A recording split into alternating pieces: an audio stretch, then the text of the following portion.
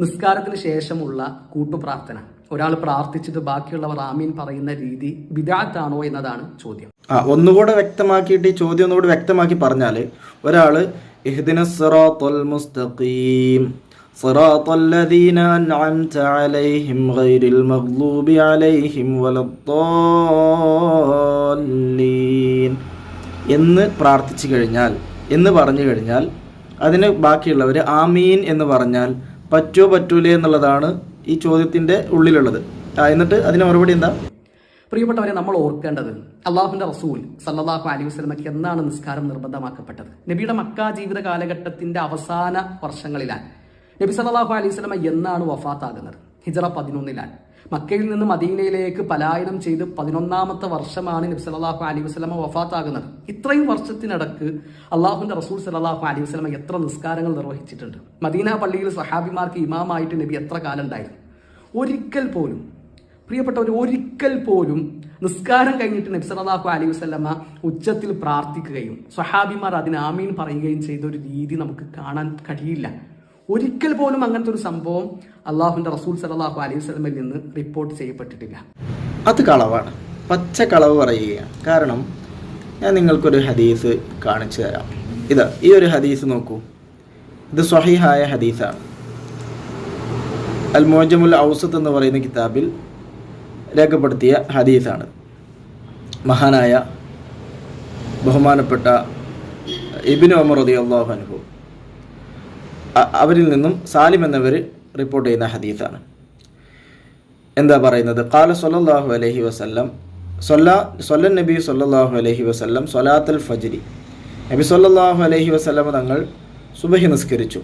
സുമ്മൻ തഫല, പിന്നെ അല്പം ഇങ്ങോട്ട് തെറ്റിയിരുന്നു. സുന്നി പള്ളികളിൽ ഉസ്താദുമാർ ഇമാമുമാർ ഇരിക്കുന്നത് പോലെ, നബി സല്ലല്ലാഹു അലൈഹി വസല്ലം തങ്ങൾ ഇരുന്നത് പോലെ ഉസ്താദുമാർ ഇരിക്കാറുണ്ട്. അതുപോലെ നബി സല്ലല്ലാഹു അലൈഹി വസല്ലം തങ്ങൾ അല്പം തെറ്റിയിരുന്നു. ഫഅഖ്ബല അലൽ ഖൗമി, അങ്ങനെ നബി തങ്ങൾ ജനങ്ങളിലേക്ക് മുന്നിട്ടിരുന്നു. ഫഖാല, എന്നിട്ട് നബി തങ്ങൾ ദുആ ചെയ്യുകയാണ്. അല്ലാഹുമ്മ ബാരിക് ലനാ ഫീ മദീനത്തിന, അല്ലാഹുവേ ഞങ്ങൾക്ക് ഞങ്ങളുടെ ഈ മദീനയിൽ നീ ബറക്കത്ത് ചെയ്യണേ.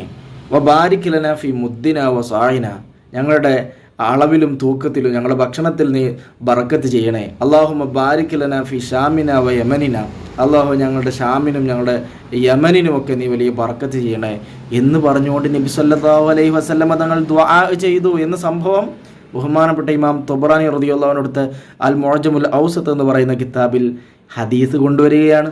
ഈ ഹദീസ് സ്വഹീഹാണെന്നുള്ള കാര്യത്തിൽ യാതൊരു തർക്കമില്ല. അത് സ്വഹീഹാണെന്ന് മറ്റു ഗ്രന്ഥങ്ങളിൽ പറഞ്ഞതും കാണാം. അപ്പം നബി സല്ലല്ലാഹു അലൈഹി വസല്ലം തങ്ങളുടെ കാലത്ത് നബി തങ്ങൾ കൂട്ടമായിട്ട് പ്രാർത്ഥിച്ചിട്ടുണ്ട് എന്നുള്ള കാര്യം ഹദീസ് കൊണ്ട് സ്ഥിരപ്പെട്ടതാണ്. അത് ഇല്ല എന്ന് പറയുന്നത് കളവാണ്, പച്ചക്കളവ്. നബി സല്ലല്ലാഹു അലൈഹി വസല്ലം തങ്ങളുടെ പേര് പറയാണ്. മൻ കദബ അലയ്യ ഫല്യതബവ്വ മഖഅദഹു മിനന്നാർ എന്ന ഹദീസ് ഈ മൗലവി മറക്കാൻ പാടില്ല, ഒരാളും മറക്കണ്ട. തനിക്കറിയാത്തൊരു കാര്യം ഇല്ല എന്ന് പറയുന്നത് അല്പതരമാണ്. എനിക്കറിയില്ല എന്ന് പറഞ്ഞാൽ പ്രശ്നം തീർന്നു. മറിച്ച് അങ്ങനെ ഒരു സംഗതിയേ ഇല്ല എന്ന് പറയുന്നത് ഒരിക്കലും ശരിയല്ല. ഇങ്ങനെ കൂട്ടപ്രാർത്ഥന നടത്തുന്നത്, ഇപ്പം നബി സല്ലല്ലാഹു അലൈഹി വസല്ലം തങ്ങൾ നിസ്കാര ശേഷം ദുആ നടത്തി. സൂറത്തുൽ ഫാത്തിഹയിൽ നമ്മളെല്ലാവരും സാധാരണ കൂട്ടപ്രാർത്ഥന നടത്താറുണ്ട്. ഇനി ഇതൊക്കെ എന്താണെന്നാണ് പറയുന്നത്? അപ്പം അത് ബിദ്അത്താണ്, ദീനിൽ പുതുതായി ഉണ്ടാക്കപ്പെട്ടതാണ്, അത് ഒഴിവാക്കേണ്ടതാണ്. അപ്പോൾ ഇനി ഫാത്തിഹ ഒന്നും ആരും ഓതാൻ പാടില്ല, ബിദ്അത്താണെന്നാണ് പറയുന്നത്. അല്ലെങ്കിൽ ഫാത്തിഹ ഓതിയിട്ട് ആരും ആമീൻ പറയാൻ പാടില്ല, അത് ബിദ്അത്താണെന്നാണ് പറയുന്നത്. അപ്പോൾ പരിശുദ്ധ ഇസ്ലാമിൽ സൂറത്തുൽ ഫാത്തിഹയിലൂടെ അല്ലാഹു സുബ്ഹാനഹു വ തആല ലോകത്തിനോട് എങ്ങനെ ദുആ ചെയ്യണം എന്ന് പഠിപ്പിക്കുകയാണ്. സൂറത്തുൽ ഫാത്തിഹയുടെ മറ്റൊരു പേര് തന്നെ സൂറത്ത് തഅലീമിൽ മസ്അല എന്നാണ്. എങ്ങനെയാണ് അള്ളാഹുവിനോട് ചോദിക്കാം എന്ന് പഠിപ്പിച്ചു തരുന്ന ഒരു അധ്യായമാണ് സൂറത്തുൽ ഫാത്തിഹ. ആ സൂറത്തുൽ ഫാത്തിഹയിൽ അല്ലാഹു സുബ്ഹാനഹു വ തആല ദുആ ചെയ്യാൻ വേണ്ടി നമ്മോട് കൽപ്പിച്ചതൊക്കെ ബഹുവചനമായിട്ടാണ്. ഇഹ്ദിനസ് സിറാത്തുൽ മുസ്തഖീം, ഞങ്ങളെ നീ നിർമാർഗത്തിലേക്കാക്കണേ, ഞങ്ങളെ നീ പിഴച്ചവരുടെ കൂട്ടത്തിലാക്കല്ല എന്ന് പറയുമ്പോൾ ആമീൻ എന്ന് നമ്മളൊക്കെ പറയാറുണ്ട് നിസ്കാരത്തിൽ. അപ്പോൾ നിസ്കാരത്തിൽ പറഞ്ഞാൽ അത് എന്താണ് സുന്നത്തും, നിസ്കാര ശേഷം അത് പറഞ്ഞാൽ ബിദ്അത്തും. ഇതെന്ത് വീക്ഷണമാണ്? ഒന്നും നിങ്ങൾ പറഞ്ഞാൽ കൊള്ളാം. നിസ്കാര ശേഷം പ്രാർത്ഥിക്കുന്നതാണോ പ്രശ്നം? എടുക്കൂ, സൂറത്ത് അലം നശ്റഹ് ലക സദ്റക് എന്ന് തുടങ്ങുന്ന സൂറത്തിൻ്റെ സെക്കൻഡ് ലാസ്റ്റ് ആയത്ത്, ഫൈദാ ഫറഗത ഫൻസബ്. എന്താണ് ആ ആയത്തിൻ്റെ അർത്ഥം? ആ ആയത്തിൻ്റെ വിശദീകരണത്തിൽ ബഹുമാനപ്പെട്ട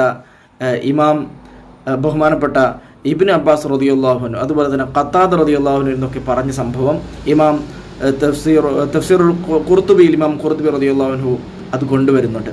അതിനർത്ഥം പറയുന്നത് ഫൈദാ ഫറഗത മിൻ സ്വലാത്തിക ഫൻസബ് ഐ ബാലിഗ് ഫി ദുആഇ വസൽഹു ഹാജതക്.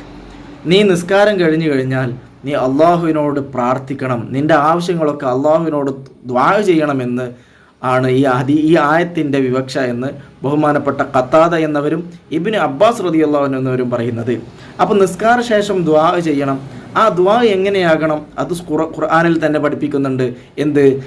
നിങ്ങൾ കൂട്ടമായിട്ട് പ്രാർത്ഥിക്കുക എന്നുള്ളത് സൂറത്തുൽ ഫാത്തിഹയിൽ നിന്നും വളരെ വ്യക്തമായിട്ട് എല്ലാവർക്കും മനസ്സിലാകും. അപ്പോൾ നിസ്കാര ശേഷം പ്രാർത്ഥിച്ചിട്ടില്ല, നബി തങ്ങൾ പ്രാർത്ഥിച്ചിട്ടില്ല എന്ന് പറയുന്നത് പച്ചക്കളവാണ്. അത് ഈ ഹദീസിൽ നിന്നും നിങ്ങൾക്ക് മനസ്സിലാക്കാൻ കഴിയും. പിന്നെ കൂട്ടമായിട്ട് പ്രാർത്ഥിക്കുക എന്നുള്ളത് ഇസ്ലാമിലില്ല.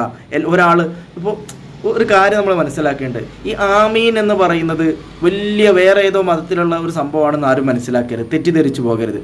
ആമീൻ എന്ന് പറയുന്നത് ഉമാബി മാന ഫഅൽക ആമീൻ അന കസൂർ എന്ന് പറഞ്ഞുകൊണ്ട് അൽഫിയത്ത് ബിൻ മാലിക്കിൽ പറയുന്നുണ്ട്. നിങ്ങൾ ഈ ആമീൻ എന്ന് പറയുന്നത് വേറെന്തോ സംഭവമാണെന്ന് വിചാരിക്കേണ്ടത്. ഇഫ്അൽ എന്നുള്ള മാനാക്ക് വരുന്ന ഇസ്മു ഫിയലാണ്, അത് വളരെ വ്യാപകമായിട്ട് ഉപയോഗിക്കുന്ന ഒരു ഇസ്മു ഫിയലാണ് എന്ന് ഇബ്നു മാലിക് തങ്ങൾ പറഞ്ഞു തരുന്നുണ്ട്. എന്ന് വെച്ചാൽ ആമീൻ എന്ന് പറഞ്ഞാൽ ഇസ്തജിബ് എന്നാണ് അതിൻ്റെ അർത്ഥം. അള്ളാഹു നീ അതിന് ഉത്തരം നൽകു എന്നാണ് ഈ ആമീൻ എന്ന വാക്കിൻ്റെ അർത്ഥം. അപ്പോൾ ഓരോ കൂട്ടുപ്രാർത്ഥനയിലും ഓരോ വ്യക്തിപരമായിട്ടുള്ള പ്രാർത്ഥന നടക്കുന്നുണ്ട് എന്ന കാര്യം മൗലവിമാർ മനസ്സിലാക്കണം. അതായത് ഇപ്പോൾ ഒരാൾ പ്രാർത്ഥിക്കുകയാണ്, ഇഹ്ദിന സിറാത്തുൽ മുസ്തഖീം, ഞങ്ങളെ നീ നേർമാർഗത്തിലേക്കാക്കണേ എന്നൊരാൾ പ്രാർത്ഥിച്ചു കഴിഞ്ഞാൽ, അപ്പോൾ അതിനുശേഷം ആമീൻ എന്ന് പറഞ്ഞു കഴിഞ്ഞാൽ അതിനർത്ഥം എന്താ? ഈ ദുആ അള്ളാഹു നീ സ്വീകരിക്കണേ എന്നാണ് പറഞ്ഞത്. അപ്പോൾ ബഹുവചനമായിട്ട് പ്രാർത്ഥിക്കുക എന്നുള്ളത് ഇസ്ലാമിലുള്ള കാര്യമാണ്, ഖുർആനിലുണ്ട്, ഹദീസിലുണ്ട്. അക്കാര്യത്തിൽ ആർക്കും തർക്കമില്ലല്ലോ. കൂട്ടമായിട്ട് പ്രാർത്ഥിക്കുക എന്നുള്ളത് ഖുർആനിലുള്ളതാണ്. ഇഹ്ദിന സിറാത്തുൽ മുസ്തഖീം, ഞങ്ങളെ നീ നേർമാർഗത്തിലേക്കാക്കണേ എന്ന് പ്രാർത്ഥിക്കാറുണ്ട്. അതുപോലെ തന്നെ നബി സല്ലല്ലാഹു അലൈഹി വസല്ലം തങ്ങൾ ഈ സുബഹി നിസ്കരിച്ചതിന് ശേഷം നബി തങ്ങൾ പ്രാർത്ഥിച്ചതാണ് എന്ത്? അല്ലാഹുമ്മ ബാരിക് ലനാ ഫി മുദ്ദിന വസാഇന അല്ലാഹുമ്മ ബാരിക് ലനാ ഫി മദീനത്തിന എന്നൊക്കെ പറഞ്ഞുകൊണ്ട് നബി തങ്ങൾ ബഹുവചനമായിട്ട് ദുആ ചെയ്തിട്ടുണ്ട്. അതിന് ആമീൻ എന്ന് പറഞ്ഞാൽ അതിൻ്റെ അർത്ഥം എന്താ? അള്ളാഹു ഈ പ്രാർത്ഥന നീ സ്വീകരിക്കുക എന്നാണ്. അത് നബി സല്ലല്ലാഹു അലൈഹി വസല്ലം തങ്ങൾ തന്നെ മിമ്പറിൽ കയറുമ്പോൾ ഓരോ സ്റ്റെപ്പ് കയറുമ്പോൾ ആമീൻ ആമീൻ ആമീൻ എന്ന് പറഞ്ഞിട്ടുണ്ട്. അത് ഹദീസിൽ വന്ന വാക്ക് തന്നെയാണ് ആമീൻ എന്നുള്ളത്. അപ്പോൾ അതിന് ശേഷം സ്വഹാബത്ത് ചോദിച്ചു എന്തിനാണ് ആമീൻ പറഞ്ഞത് എന്ന്. അതിന് ഉത്തരം നബി സല്ലല്ലാഹു അലൈഹി വസല്ലം തങ്ങൾ പറഞ്ഞത്, അത് മലക്ക് ദുആ ചെയ്തപ്പോൾ, ജിബ്രീൽ അലൈഹി സ്വലാം ദുആ ചെയ്തപ്പോൾ ഞാൻ ആമീൻ പറഞ്ഞതാണ് എന്ന് പറഞ്ഞിട്ടുണ്ട്. ഇതൊക്കെ ഹദീസിൽ വന്ന കാര്യങ്ങളാണ്, ഹദീസിൽ സ്ഥിരപ്പെട്ട കാര്യങ്ങളാണ്. അതുകൊണ്ട് ഇത് ഇസ്ലാമിലില്ല എന്ന് പറഞ്ഞാൽ അതൊരിക്കലും അംഗീകരിക്കാൻ പറ്റില്ല. നബി സല്ലല്ലാഹു അലൈഹി വസല്ലം തങ്ങൾ അങ്ങനെ പ്രാർത്ഥിച്ചിട്ടില്ല എന്ന് പറയുന്നതും ശരിയല്ല. അത് നബി തങ്ങളുടെ പേരിൽ കളവ് പറയലാണ്.